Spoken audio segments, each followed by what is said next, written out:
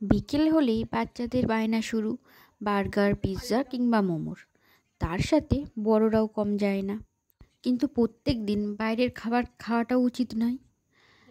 তাই আমি আজ অনুর হেসেল থেকে নিয়ে চলে এসেছি বাড়িতেই একটা মুখরোচক রেসিপি, যেটা বাচ্চা বড় সবার ভালো লাগবে। বাড়িতে একটা স্লাইস ব্রেড ছিল। সেই ব্রেডগুলোকে আমি একসাথে দুটো করে নিয়ে একটু বেলে নিয়েছি, আর তারপরে একটা ছোট বাটিতে করে গোল করে কেটে নিয়েছি। আর অল্প একটু চিকেনকে ছোট ছোট করে কেটে রসুন, পেঁয়াজ, গাজর, ক্যাপসিকাম, নুন আর গোলমরিচ দিয়ে ভেজে নিচ্ছি। এই রেসিপিটা বাড়িতে হঠাৎ করে লোকজন এলেও কিন্তু করে দেওয়া যায়।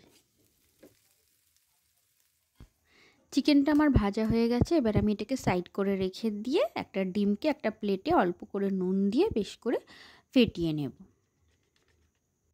এবার আগে থেকে কেটে রাখা পাউরুটিগুলো ডিমের গোলাতে ডিপ করে এবার আমি ব্রেড ক্রাম্বসের মধ্যে ভালো করে কোট করে তেলেতে একটু লাল লাল করে ভেজে নেব।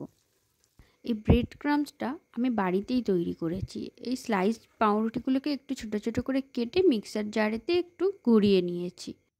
বাকি পাউরুটিগুলোকে ওই একইভাবেই আমি ভেজে নিয়েছি। এবার আগে থেকে চিকেনটা ভেজে রেখে দিয়েছিলাম, ওই চিকেনের মধ্যে একটু টমেটো সস আর একটু মেয়োনিজকে বেশ ভালো করে মাখিয়ে নিতে হবে। আপনারা যদি মনে করেন এর মধ্যে অল্প একটু গোলমরিচ, একটু অরিগ্যানো দিয়ে দিতে পারেন। আমার কাছে ছিল না অরিগ্যানোটা, সেই জন্য আমি দিইনি। এবার ভেজে রাখা পাউরুটিটাকে ছড়িয়ে দিয়ে আমি মধ্যেখান থেকে দুভাগে ভাগ করে নিচ্ছি। এবার দুভাগে ভাগ করার পরে আপনি দেখবেন একটা পকেটের মতো হয়ে যাচ্ছে। এবার এই পকেটের মধ্যে চিকেনের পুরটাকে ভালো করে ভরে দিতে হবে। দেখতেই পাচ্ছেন আমি কিভাবে এটাকে ভরে নিয়েছি।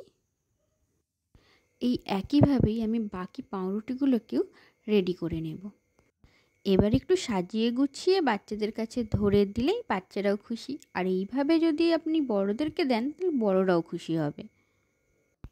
আজকের আমার এই ব্রেড পকেট স্যান্ডউইচ রেসিপিটা আপনাদের কেমন লাগলো জানাতে কিন্তু আপনারা ভুলবেন না।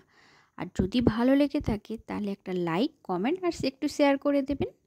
আর এই রকমই ভালো ভালো রেসিপি যদি আরও আপনারা দেখতে চান তাহলে আমার চ্যানেলটা সাবস্ক্রাইব করে পাশের বেল আইকনটা প্রেস করে দেবেন।